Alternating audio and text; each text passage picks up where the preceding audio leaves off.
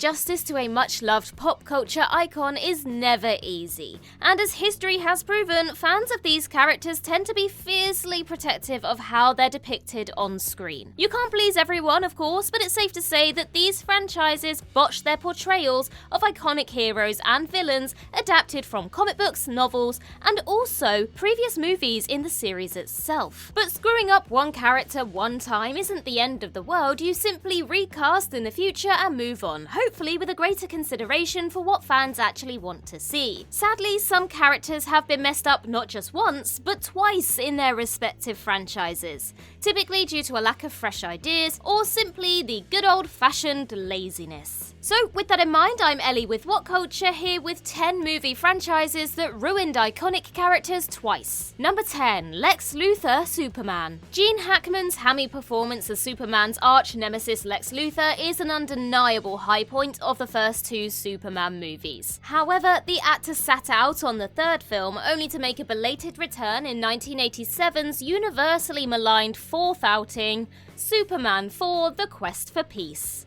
Though you will find some who attest that Hackman is the campy highlight of an otherwise atrocious film, he does up the cartoonishness to cringe-worthy levels, while Luthor is saddled with a boneheaded nephew character, Lenny, for most of the movie. Then years later, after Kevin Spacey served up a Lex Luthor performance in Superman Returns, Jesse Eisenberg was cast to play a younger version of the icon, which was pretty exciting after his brilliant work in The Social Network. But then the film was released and it became clear that Eisenberg's twitchy, squeaky voice Luthor just didn't really work. Like, at all. As terrific an actor as Eisenberg is, neither the script nor his performance choices felt worthy of Luthor. And with the DCEU, now the DCU, it doesn't seem likely that Eisenberg will be invited back to reprise the role again.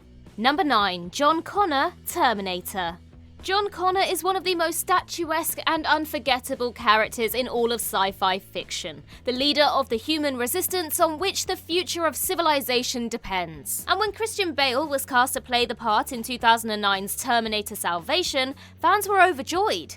After the fairly divisive response to Nick Stahl's rendition of the character in Terminator 3, a talent like Bale seemed like a significant upgrade. A shock it was then that Bale gave an oddly flat performance in the role, all shouting and no feeling. The bunk material didn't help, but Bale later admitted that he regretted taking the part and only did so out of spite after people told him he shouldn't. But if Bale's performance was boring and soulless, he at least didn't totally derail the integrity of the character in the way that 2015 sequel Terminator Genesis did.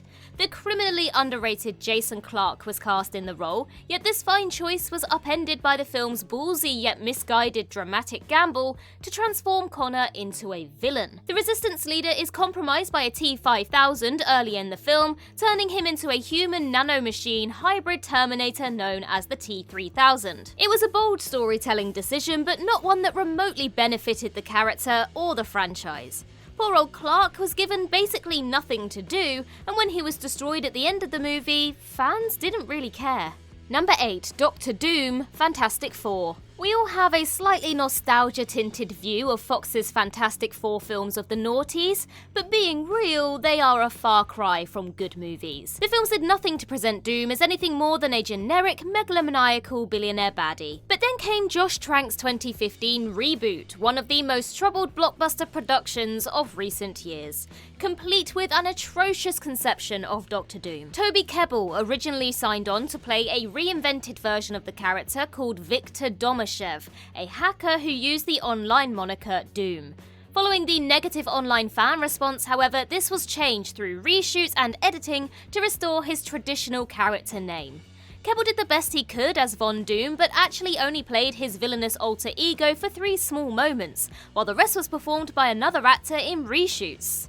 Number 7. James Bond, James Bond. James Bond will always have a special place in our hearts, but most will surely agree that Roger Moore's campier Bond flicks didn't always best serve the character's integrity. Moore's films have their many fans, of course, but it's tough to defend against moments like 007 dressing up as a clown in Octopussy, or worst of all, a 57-year-old Moore reprising the role one time too many for 1985's A View to Kill. Moore not only looked noticeably older than in Octopussy, but seemed tired and lethargic in the the action sequences, and seeing him go to bed with women decades his junior was icky, to say the least. And then there was Pierce Brosnan, who was perfectly cast as the James Bond of the mid to late 90s, and GoldenEye served as an outstanding introduction for him. Sadly, the Brosnan starring sequels got progressively worse until he concluded his run on 2002's Die Another Day, which after an intriguing opening sequence, strands the actor in a gaudy mix of unironic ridiculousness and excessive CGI. The moment that effectively killed the movie, though there are many to choose from, is the infamous sequence in which Bond surfs a giant tsunami. Watching Brosnan trying to convince the audience he's actually surfing while composited against an awful green screen background was embarrassing enough to once again render 007 a total laughingstock. Number 6. Cyclops, X-Men. James Marsden was perfectly cast to play Cyclops, so it's a shame that nothing particularly interesting was done with the character across the 3 original X-Men films. This reached an infuriating apex in X-Men The Last Stand, where the beloved superhero ended up dying off-screen at the hands of Jean Grey. A most underwhelming end for a character who never got close to his potential. Then, with the launch of the X-Men prequels, the franchise was able to explore the backstories of many of its most iconic characters. And when the brilliant Ty Sheridan was cast to play young Cyclops in X-Men Apocalypse, fans were thrilled.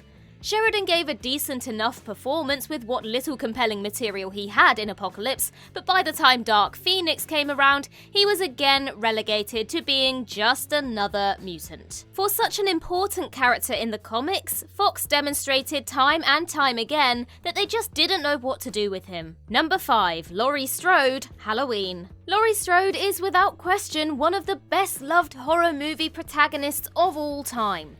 Her resourcefulness while fending off Michael Myers in the original Halloween made her an instant all-timer final girl, even if the majority of the sequels sought to actively defame her character. But it wasn't actually until 2002's movie Halloween Resurrection that Laurie was ruined beyond redemption.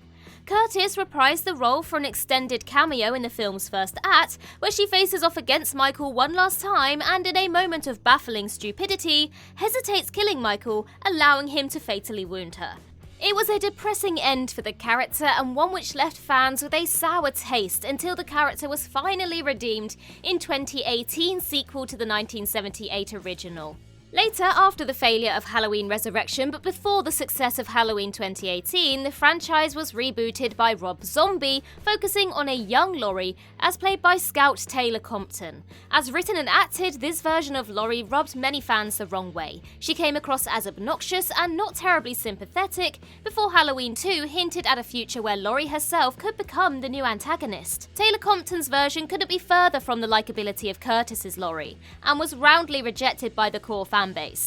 Number 4. Boba Fett, Star Wars. Though Boba Fett has a rather small role in the original Star Wars trilogy, it's fair to say that he certainly made the most of his screen time, and between his awesome design and badass voice, it's easy to see why he quickly became a cult fave. So fans were left fuming then when the character was unceremoniously killed off in spectacularly dopey fashion in Return of the Jedi, having his rocket pack accidentally ignited by a clumsy Han Solo, sending him flying into a wall and into the mouth of a waiting Sarlacc. Even though the extended universe did eventually retcon his survival, it was still a decision that annoys old school fans of the first films to this day. Number 3. Frank Castle, The Punisher. Back in 1989, a height of his fame, Dolph Lundgren was cast to play Frank Castle in The Punisher, and as you'd expect, the results weren't good. He certainly had the physicality to pull the role off, but Castle's origin story bore little similarity to that in the comics, and the costume department didn't even give him the classic skull shirt to wear. That's not to ignore Lundgren himself, who didn't manage to make Castle into anything other than a relentlessly murderous bore. Thankfully, by the time the 2004 Thomas Jane starring movie came along, this version had been long forgotten. And the Jane movie was alright to be fair, but the same can't be said for the 2008 reboot Punisher Warzone, which saw a vaguely miscast Ray Stevenson playing Frank Castle with little flair whatsoever. Thankfully, fans got their best screen Punisher ever with 2017's Netflix TV series. Number 2. Jean Grey, The X-Men. Fans were excited when it was confirmed that the third X-Men movie, The Last Stand, would be adapting the much-loved Dark Phoenix saga to the big screen.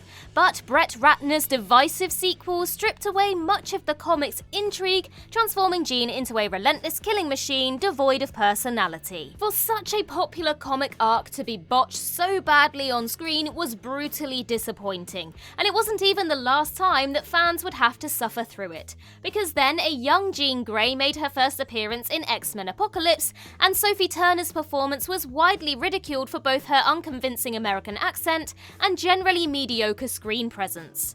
Naturally, there was plenty of concern about the next film, Dark Phoenix, giving her the centre stage for a second attempt at adapting the Dark Phoenix saga, and ultimately Turner's performance is far from the worst thing about the film. Simon Kinberg's woeful script rushes through Jean's arc, unaided by leaden subplots and wonky directing. It all adds up to one bizarrely emotionless ending for Fox's X-Men franchise, and another bungled treatment of one of the most intriguing X-Men characters. Number 1. The Predator. The 1987 action classic Predator immediately made the Predator a sci-fi icon, given his uniquely awesome character design, intriguing set of gadgets, and compellingly ambiguous origins. However, 2004's Alien vs. Predator needlessly forced the Predator into an awkward, unintentionally comical team-up with the human protagonist Alexa to take down the Alien Queen. Though you can argue that the Predator species has always operated on an honor system of sorts, this alliance was too much of a dramatic concession, softening the creature's edges and making it impossible to take seriously. Then fast forward to 2018, and the Predator reboot sequel did irreversible damage to the Predator brand by introducing the CGI abomination known as the Ultimate Predator, a predator that upgrades itself by harvesting the DNA of worthy combatants across the galaxy, in the quest to become the most fierce hunter. This isn't a terrible idea on its own, but the execution kinda sucked. Combined with the creature's lame visual effects, this confirmed the film as a botched attempt to reinvent the Predator as bigger and better, when it was cool enough as it was.